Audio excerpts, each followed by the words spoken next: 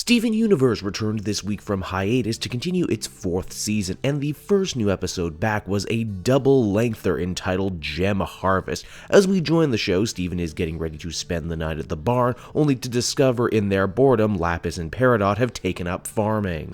You know, this episode is brand new, but I can already see people selling this blue-starred variant of the Steven Universe sweater up on TeePublic and such. This new hobby for our Gem friends only makes sense. I mean, both are used to making stuff, right? Peridot was in charge of a whole kindergarten, only they get a tad bummed when they realize unlike gems who sprout from the ground fully formed with personalities, corn doesn't do that. Trying to make his friends feel better, Steven dips on into his magic godlike healing spit once again to create sentient life, and oh wow, you know, the more I say that, the weirder it all kind of is. And this pumpkin dog, which, you know, I swear to you will be the next plushie coming to a con floor near you, is much like the watermelon Stevens in regards that they sort of, you know, view Steven as a godlike parent figure, or at least this one does until it realizes what pumpkins are used for on Earth and quickly becomes horrified. Now, all of this is really just prologue because the real meat of Gem Harvest comes with the introduction of a brand new character,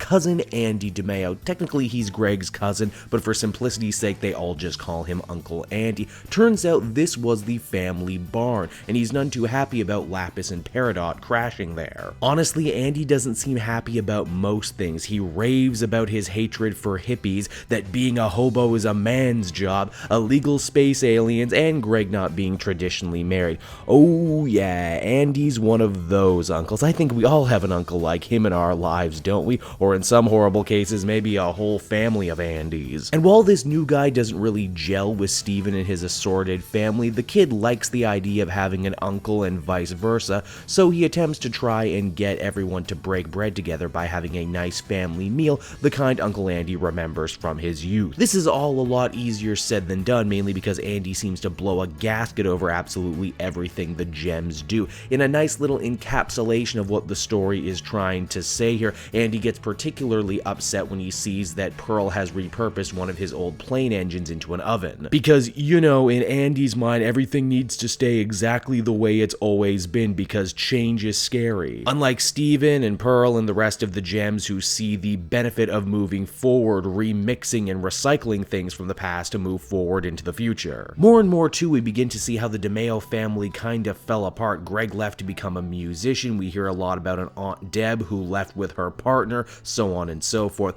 You could easily draw a lot of comparisons to, you know, this family situation, to the stories you hear about kids who run away from their more conservative families because of their own personal orientations, interests, or ideology, and how difficult, in some cases impossible, it is for those families to reconnect. And I mean, really, if Greg ran away to become a rock star and no one ever seemed to look for him in that time, paints a pretty interesting picture of what the DeMeo home life was probably like. What's great about the writing in Gem Harvest is that even though it's made very clear that Uncle Andy is a jerk, he never feels like a straw man. He always feels like a real human being. Hats off to the choices made by Dave Willis, aka Carl from Aqua Team Hunger Force. He really was the perfect choice for this role. Now, just when it seems like everything is gonna work out, Andy ends up leaving in a huff, only for Steven to chase after him. It's here a vulnerable Andy lays bare what's been eating him, how he feels like his family abandoned him, how things have changed so much and he's stuck in his ways. And while he could very easily have tried to mend fences over the years, he just never did.